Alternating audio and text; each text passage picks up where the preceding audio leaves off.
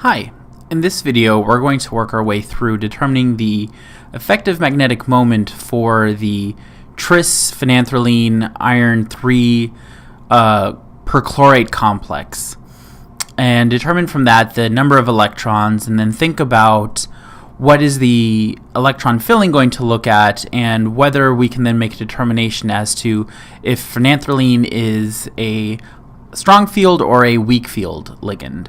And so the question gave us the following information. We have a chi measured of 7.485 times 10 to the negative 7 EMU.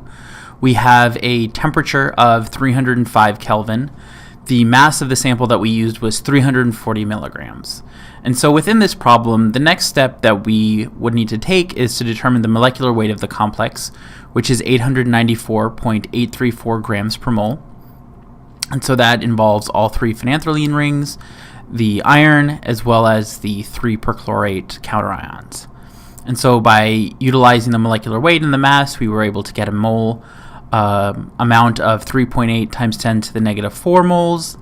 And so if we then divide the chi measured from earlier by that amount, we got that our sample has a chi value of 1.970 times 10 to the negative 3 EMU over moles.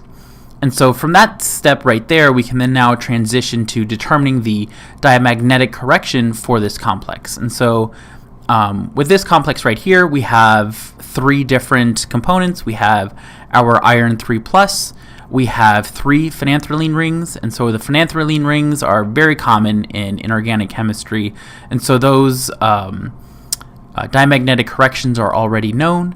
Same with the perchlorate anions, and so those are known as well. And so this is actually a pretty straightforward complex for us to calculate the diamagnetic correction for. And so all we have really is just the iron contribution, we have the phenanthrene contribution, and we have the perchlorate contribution. And so if we then look up those values and grab those, we can see that we have negative 10 for the iron.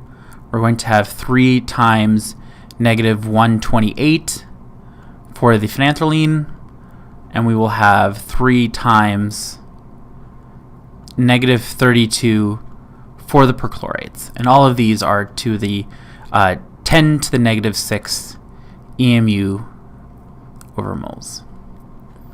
And so adding all of that up, what we'll get then is that the diamagnetic correction for this complex is going to be negative 490 EMU, or correction, 490 times 10 to the negative 6 EMU over moles.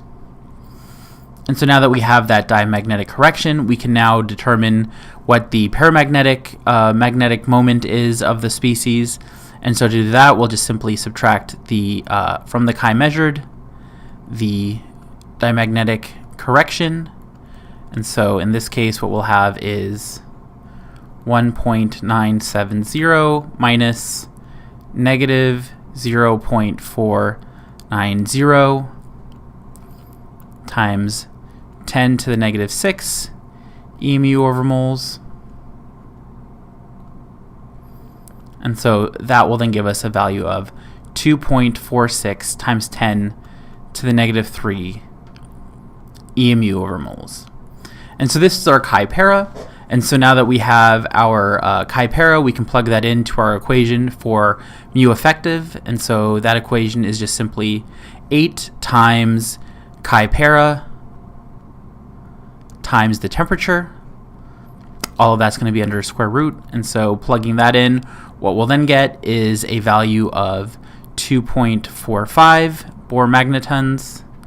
And so if we then now use that value for our mu effective to determine the number of unpaired electrons, and so that equation is mu effective equal to the square root of n over n plus 2. And so we can rearrange this equation right here, and we can get that 0 is equal to the square root of n over n plus 2 minus 2.45. And if we plug that into our graphing calculators and then we determine the 0 value at a positive number, what we'll get is a value of 1.64 electrons. And so if we have a value of 1.64 electrons, that kind of seems odd to have a non-even, a non-integer value in this case. And there's actually a few reasons that could be. One of them is that the molecule may be a spin crossover complex, and so we can have a distribution of high spin and low spin complexes at 305 Kelvin, meaning that in some instances we'll have 1 unpaired electron, in other instances we'll have 5 unpaired electrons, but the 1 paired electron will be predominant at 305 Kelvin. Because thermally the electrons can be excited to be distributed more, to be a high spin situation. Another reason could be that the angular orbital contribution may be a lot higher than anticipated, and so we can't just use a simple spin only equation like we did right here to determine the number of electrons. Because there's going to be a contribution of the L quantum number. And so there's a few reasons that this value right here can be a non-integer value in this case. But because we know that we have an iron 3+ species, so it's D5, we know that it's pretty much in an octahedral environment, and so what we can do is we can draw the MO diagram for this species, and so I'm going to switch colors real quick. And so we can draw a qualitative MO diagram in this case right here, where we have our T2G set and our EG set, and to have essentially what's close to 1 electron, to do that we're going to have to then fill in as if it was the low spin case. And so we'll have 5 electrons because this is iron 3+, and so we'll end up with 2 paired and 1 unpaired. And so we'll have this situation right here.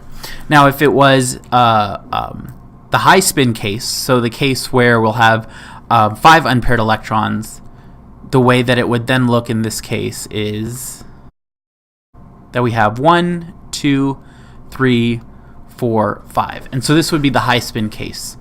And that would give us then a value of 5 electrons, which our mu effective would have to be much greater than 2.45 for us to even be able to consider this electronic configuration right here to be the correct electronic configuration. And so if we think about it, we know that this right here is going to be a low spin D5 complex, and because it's low spin, we can then consider the phenanthrene ligands to be high field ligands in this case right here, or strong field ligands, because the energy gap between the T2G and the EG is going to be so great that we're not going to form 5 unpaired electrons, but rather that we're going to pair up 4 of the electrons and then only have 1 unpaired electron.